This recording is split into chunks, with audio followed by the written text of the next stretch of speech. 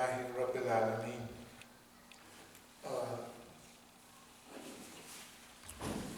This will mainly be concerning the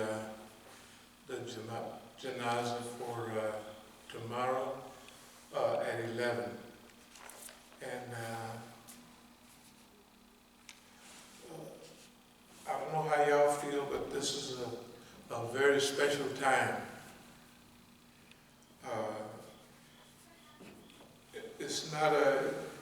It's almost like a call to arms type of thing. But it's not that. It's not, it has to do with human element, it has to do with movement. It has to do with literally, it kickstarts everything, not technically, but in a way, everything we've been talking about for the last few years. I'll give you an example, is that I was going to talk about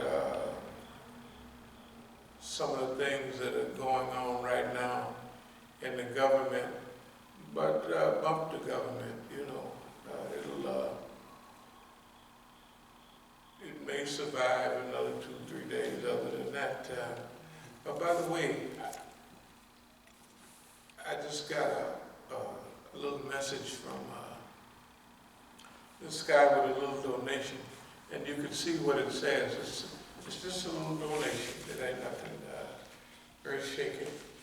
And the brother brought it by the other day, but he didn't. Well, he came by Friday, and it says such and such amount to the Masjid and such amount to me. Okay, that happens all the time. You know, that people donate, you know, a certain amount of money, and then they hint or they say that this is, you know, get a little bit for yourself and for the Masjid and what have you. But for me, if it comes to me, everything goes into the Masjid collective. It always has. I've never taken a salary from the Masjid, and nobody here in D.C. ever took a salary. Now, Oakland was different. Everybody in Oakland got a salary. If they did something for, okay, now the students, the teachers, and what have you, you could automatically realize that they would have to have, you know, something. But, like y'all, not on no salary thing, but in Oakland, Abdul Malik, anybody that was on the standard, Brother Mukhtar and him, like Mukhtar said, the lady said, we've been here for 23 years. You haven't volunteered there for 23 years. You've been had a salary all the time. Every day you was here, you had a salary. In the last 10 years, you was stealing. Not only that, I didn't mean to talk about this, but in our accounts, I put Brother Mukhtar on one of our accounts. And he was supposed to take care of all the finances there. But I sent him $35,000, $40,000. You know, I would put it in the account, and he would dutifully take it out. He never raised one dime for Oakland. When he was a millionaire, if he gets up and runs his mouth about money, he never.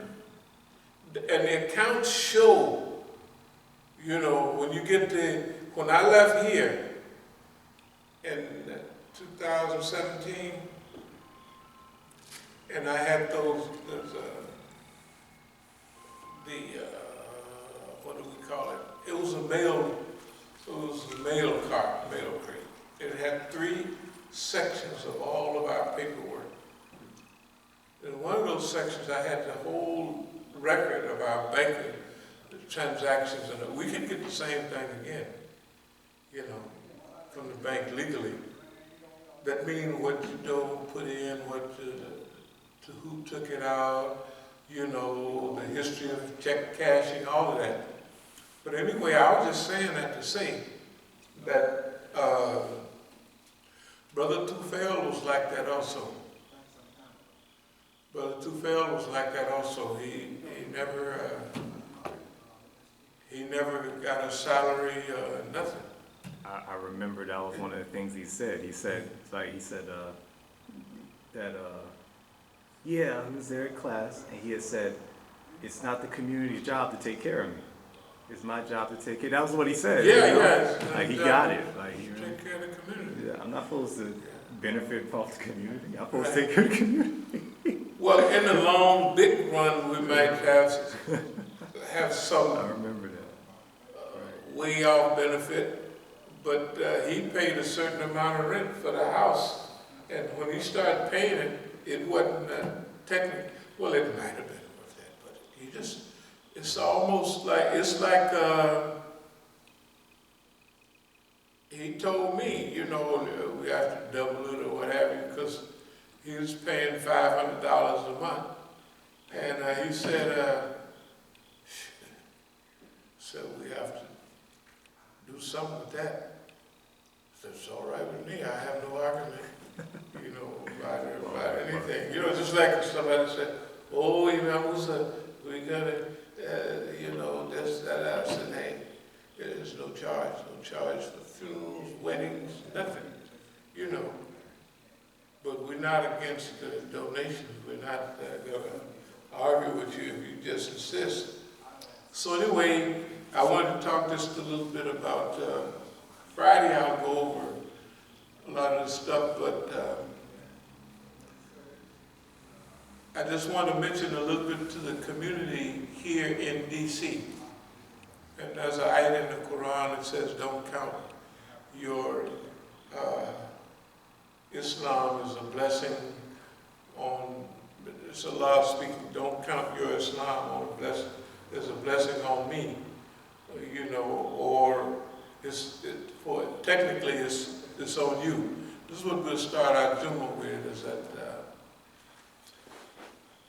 but for the community here, we have to realize sometimes when it's not a tragic event, an event like this happens, it wakes us up to a lot of things that's going on in our environment. So for the community here in D.C., this is like they had over at the Masjid there, the pioneers and all of that. Well, D.C. is a pioneer city. Whether it was over there on New Jersey or wherever it was, these East Coast cities, if you're from somewhere else, you wouldn't realize it.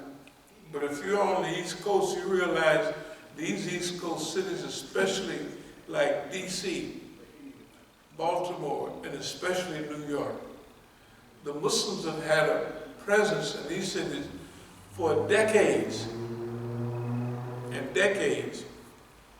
And the thing I want to talk about now is that probably our next, let's call it memorials, Basically, I put it like this. We memorialize and we highlight everybody else's history, but we don't want to idolize our own. We bring up, you can bring up anybody, this Ayatollah, that Sayyid, you know what I mean? And we have days, communities have specific days that they speak about those people, right? Okay, as of right now, we're going to start doing that for ourselves, about some people who have passed away, like Brother Tufayl have passed away. But we're going to have programs right here, and doing papers, writing articles on the character of Brother Tufayl. The character, the belief, the thoughts of so-and-so. We do it about everybody. You don't do it about Negroes. That's our fault. Ain't nobody supposed to come and do that for us. That's because that's one of the things that we highlight everybody. You can talk about whether we'll have a Mandela Day in our communities or anything on everybody else, but what about us right here? The Muslim community in the United States have lived an exemplary life, especially us. Now remember, if you take the earlier groups that call themselves, take the Moorish Science, the Nation of Islam, all of those groups, whatever you say about them, I want you to think about people accepting the ideology when in America the white man is pretending to be God, and you take a religion and say, this guy is the devil, and you have in your place of worship the American flag, and you have a Negro hanging, and this flag says slavery, suffering, and death. And you believe in that. Or you talk about it in America. And just imagine in America, when they had the revolution in Iran, it was Negroes only out with Iranians in all the demonstrations everywhere, all the time. And they did it normally. And we're not going to immigrate back to or revolve back to anywhere. We're going to be right here, right? Now, people talking about Black Lives Matter, suppose you're black and you accept Islam. You're talking about 3 strikes is out? And where you are, the people are wearing t-shirts like what we got here.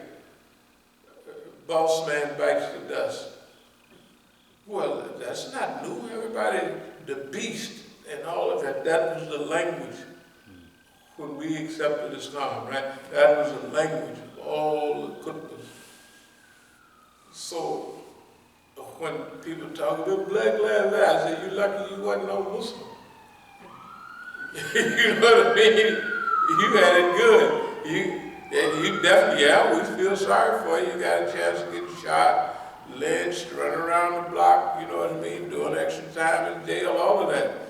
But you wasn't no Muslim. You know what I'm saying?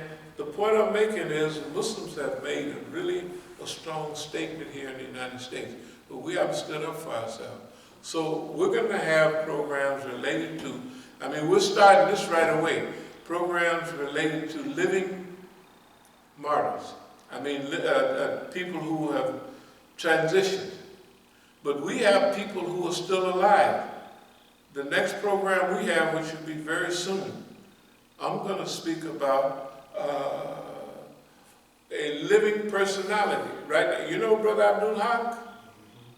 Abdul Haq was when Muzaffar ad-Din died, he was the head of Islamic Party. People call him from all over the world, or wherever they pass away at. He handles all the funeral arrangements, all the different things. And everybody is his age and older. So, and one of the funny things, when he started coming here, he always came to the Masjid. First he was over on 8th Street. And we had a meeting of all the older guys, and he was there at the meeting. We called it the Over the Hill Gang, the meeting of the Over Hill Gang.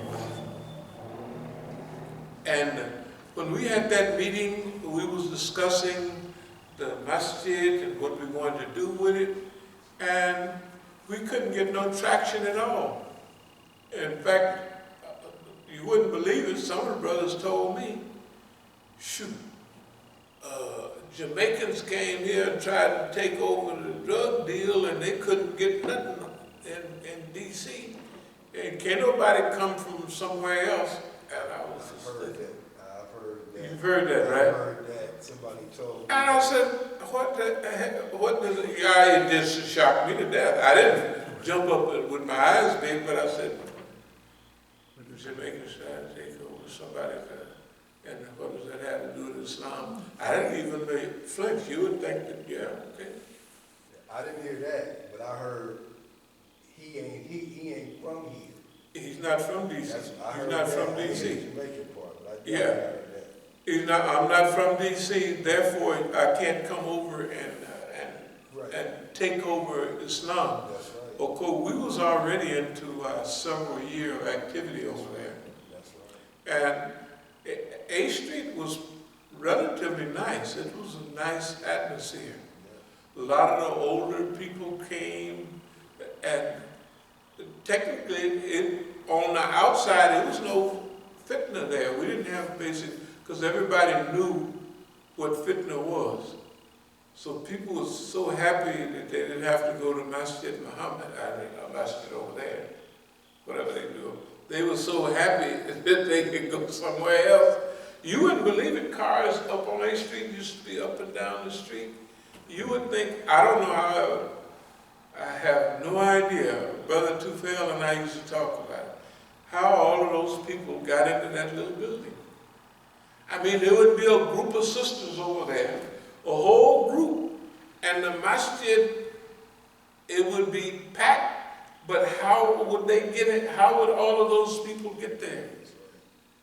Unbelievable. It just wasn't, you know, it didn't make sense, but it really happened. So anyway, Brother Abdul Haq, after the meeting, he said, now you see what we've been dealing with all the time. He said, because the same guys from his era, he knew everybody there. He knew everybody there. I'm not going to mention their names, but they were the Overhill gang. And they didn't want to do, for some reason, it was not about Islam. It was about, we didn't start this masjid. And that was one brother lived not far from here. He had a little respect in the community. And he mentioned he wanted to teach a fiqh class, an Arabic class. But he said, he told me something about shortening Maghrib prayer. Shortening Maghrib prayer, I said, what are you going to do? 1.5 rakats, is that going to work? You know. And so I said, no. I said, if you're talking that time, you know, I don't know what you would be talking about in there. You know, of course we shorten our prayers, you know, for the ones that can be legally shortened. But Maghrib is not one of them. It ain't nothing happening with Maghrib. Anyway, if you look all around the country, the remnants of Islamic Party is everywhere. You go to some meetings and you'll see guys wearing turbans that went to school in Iran or somewhere. They're children of the people. Abdul Haq know them all when they was little kids. Some of them write some very beautiful stuff. Anyway, so I'm going to talk about his history, his contribution, while he's alive. You know, we don't have to wait till people, what was the type of characteristics that you would have to have that when the crackdown came on your movement somewhat down here, and you had to hold all of that together. We talked about it all the time, but what are those elements? See, we have people amongst us, we don't even pay no attention. Or if somebody else was doing that, we would say, that's a great guy, right? That's Malana so-and-so. But when we do it, it's just brother so, right? It's insanity. We're not going to do that anymore. We're not going to allow people to misrepresent, and I'm not saying we're going to demand what we got coming, but African American, Muslims in America have stood by everybody on every level at all times over long periods of time with no throat cutting, backbiting. They have been sincere. And as of yet, I have seen nobody stick with us. Have you seen anybody? I've seen nobody stick with us. This is what they're doing to you guys. Therefore, we're mad about that, because we're all Muslims. It's all right for us. You hear us mention, I don't care whether it's Palestine, Yemen, we on everybody's side, right? And we're on their side psychologically, spiritually, religiously, and physically. If it's a demonstration, we're going to go out, and if we go out for them, we know what it's going to cost us. It's not a free ride. Oh, you're going to go out and just, you're going to be with Yemen, or you're against Khashoggi's killing, and the friend of the boss man is the one that killed them, cut them up in little pieces, and, you know, with bone saws. Can you imagine these people's stuff they do? Okay. Just not to mention,